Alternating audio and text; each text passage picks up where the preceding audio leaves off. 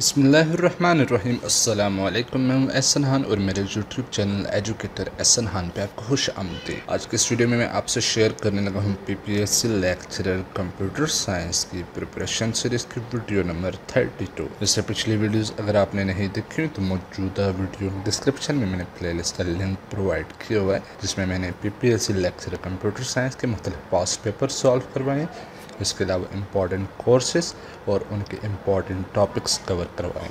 आज के इस वीडियो में मैं आपसे शेयर करने लगा हूँ पास्ट पेपर का पार्ट 3। इससे पहले 2 पार्ट में आपको प्रोवाइड कर चुका हूँ, उनका लिंक भी मैंने डिस्क्रिप्शन में प्रोवाइड किया हुआ है। और ये वो पेपर है जो 14 जुलाई 2024 को कंडक्ट हुआ था। इससे पहले 2 पार्ट्स में मैं ऑलमोस्ट हाफ पेपर कवर करवा चुका हूँ और आज हम इस वीडियो में इस पेपर का क्वेश्चन नंबर 51 डिस्कस करने वाले हैं, जो कि है कायद आज़म विजिटेड विच कंट्री इन दिसंबर 1947। तो इसके जो करेक्ट ऑप्शन है डी, कायद आज़म ने दिसंबर 1947 में कोई भी कंट्री विजिट नहीं की थी। इसके बाद relation between living things and non living things is called ecosystem. और फिर उसके बाद है study of insects is called entomology कहा जाता है। और फिर उसके बाद बेनज़ीर वाज असैसिनेटेड इन 2007। और फिर उसके बाद the main source of fat is butter.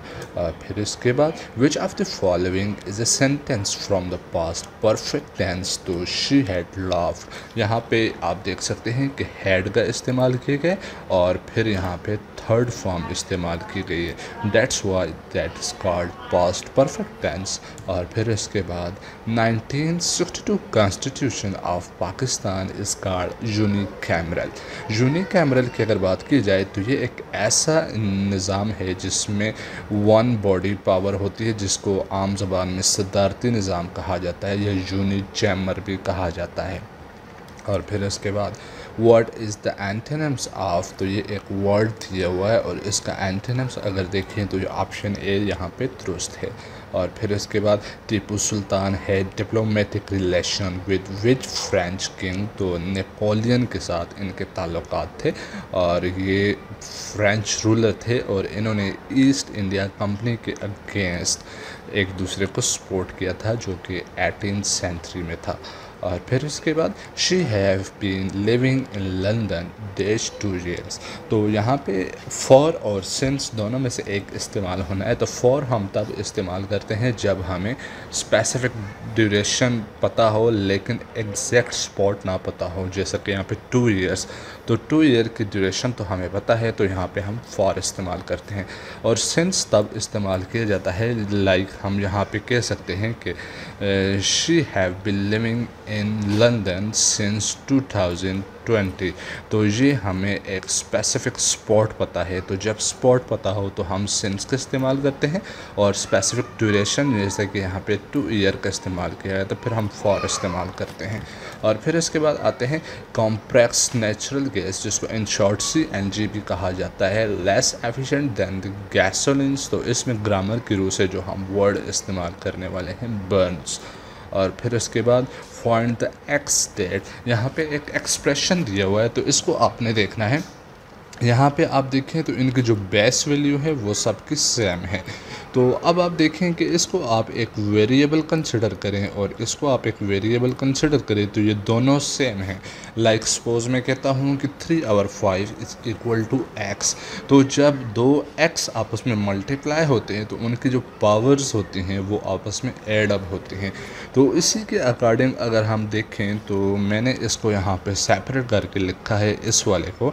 तो जब ये दोनों आपस में मल्टीप्लाई हो रहे हैं तो इनकी पावर ऐड हो गई, यानी कि 3 - 6 को जब हम प्लस करेंगे तो यहाँ पे -3 हमारे पास आंसर आएगा।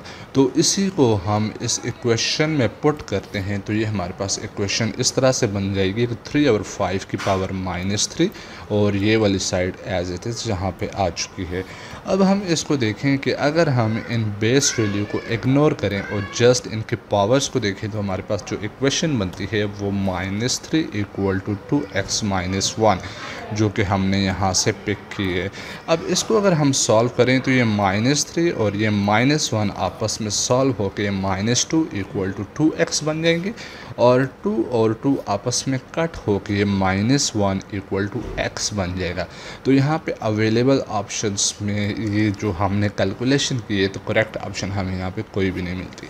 और फिर इसके बाद यहाँ पे एक दिया हुआ है कि r equal to A B, इसको अगर हम सॉल्व करने की कोशिश करें तो यहाँ से हमारे पास जो वैल्यूज़ निकलेंगी तो हमारे पास a है और इसमें b की ज़ीरो वैल्यू यानी कि b की एब्सेंस हम यहाँ पे कर सकते हैं। इसके अलावा हम यहाँ से a b जनरेट करवा सकते हैं, a b जनरेट करवा सकते हैं, और सिमिलरली ये सिलसिला चलता जाएगा। यहाँ पे b और जितना हम चाहें b को रीजनरेट करवा सकते हैं। और अगर हम इसकी बात करें तो हमारे पास c आ सकता है और b की एब्सेंस हो सकती है यहाँ पे, और सिमिलरली c b भी जनरेट करवाया जा सकता है, c b भी जनरेट करवाया जा सकता है। ये क्यों जनरेट करवाया जा सकता है? इस डायरेक्ट की वजह से। और सिमिलरली c b और ये इसी तरह से ये सिलसिला चलता जाएगा। तो अब हम इन दोनों को देखें तो ए बी, और यहाँ पे ए बी हमने यहाँ से जनरेट करवा दिया, और ए अगर हम यहाँ से जनरेट करवाते हैं और सिर्फ सी यहाँ से जनरेट करवाते हैं तो ये वाली ऑप्शन भी सेटिस्फाई करती है, और सिमिलरली सी यहाँ से जनरेट करवाया गया है। तो इस वजह से हम ऑल की ऑप्शन पे इसको दुरुस्त कंसिडर करते हैं, लेकिन मुझे ये थोड़ा सा एम्बिगुअस सा लग रहा है क्योंकि यहाँ पे ए भी तो जनरेट होना है। इस हवाले से आपने कमेंट करना है कि आपके इसके बारे में क्या कॉन्सेप्ट है, क्योंकि मैंने जो चीज़ यहाँ पे अंडरस्टैंड की है तो ऑप्शन ए और ऑप्शन सी दुरुस्त होनी चाहिए। ये मुझे थोड़ा सा एम्बिगुअस लग रहा है। तो इसको अगर आपने क्लियरली इसको पिक कर लिया तो कमेंट ज़रूर कीजिएगा। और फिर उसके बाद आते हैं ए गुड नेटवर्क इंश्योर्स, तो रिलायबिलिटी, सिक्योरिटी और परफॉर्मेंस, ये तीनों की फैक्टर्स हैं किसी भी अच्छे नेटवर्क में। तो यहाँ पे ऑल की ऑप्शन दुरुस्त होगी। और फिर उसके बाद हम आते हैं इफ़ ए, यहाँ पे हमारे पास ये जो वैल्यूज़ दी गई हैं तो इनको हम सॉल्व करते हैं, और इसके लिए जो हम इक्वेशन इस्तेमाल करते हैं इंक्लूजन एक्सक्लूजन, तो इसको अगर हम देखें तो ये हमारे पास एक फार्मूला टाइप इक्वेशन मिलती है जो कि A union B equal to A plus B minus A intersection B. तो इन वैल्यूज़ को अगर हम पुट करें तो ये ए यूनियन बी की वैल्यू हमारे पास 40 अवेलेबल है, जिसको हमने यहाँ पे पुट किया, 20 को पुट किया और सिमिलरली 30 को पुट किया। इनको हम सॉल्व करते हैं तो ये प्लस होके 50 बनती है, और फिर इसके बाद हम 40 और 50 को सॉल्व करते हैं तो 50 इस साइड पे आके -10 जनरेट कर गया 40 के साथ मैनिपुलेट होके। तो ये माइनस और माइनस को अगर हम कैंसिल आउट करें तो ये ए इंटरसेक्शन भी इक्वल होता है 10 के, तो ऑप्शन ए यहाँ पे दुरुस्त है। फिर इसके बाद आते हैं which normal form has only one value at the intersection of a row and the column, तो ये फर्स्ट नॉर्मल फॉर्म की बात हो रही है यहाँ पे। और which of the following is use to initialise character array, तो कैरेक्टर एरे के लिए हम स्ट्रिंग लिटरल का इस्तेमाल करते हैं। और ए किलोबाइट इज़ इक्वल टू, तो अगर आप किलोबाइट की बात करते हैं तो यहाँ पे 4 किलोबाइट को डिस्कस किए जा रहे हैं, तो 1 किलोबाइट इक्वल होता है 1024। तो इसको अगर हम 4 के साथ मल्टीप्लाई करते हैं तो जो रिज़ल्ट जनरेट होता है वो ऑप्शन ए यहाँ पे दुरुस्त है। और फिर उसके बाद आते हैं अलाइन इन करेक्ट ऑर्डर्स, तो ये सॉफ्टवेयर इंजीनियरिंग मॉडल की बात हो रही है कि सबसे पहले हम स्पेसिफिकेशन और फिर उसको डिज़ाइन करते हैं और उसको मैन्युफैक्चर किया जाता है या डेवलप किया जाता है, और फिर उस डेवलप शुदा मॉडल की हम टेस्टिंग करते हैं, इंस्टॉलेशन और मेंटेनेंस की जाती है। तो ये ऑप्शन ए यहाँ पे दुरुस्त है। Sharing features to some extent depict which of the following OOP paradigms, तो यहाँ पे inheritance की बात हो रही है, ऑप्शन ए यहाँ पे दुरुस्त है। और फिर उसके बाद नेक्स्ट क्वेश्चन पे चलते हैं, which language create distinction for the using RDBMS, तो इसके लिए हम SQL का इस्तेमाल करते हैं, और C++ और Python जनरल पर्पज़ लैंग्वेजेस हैं।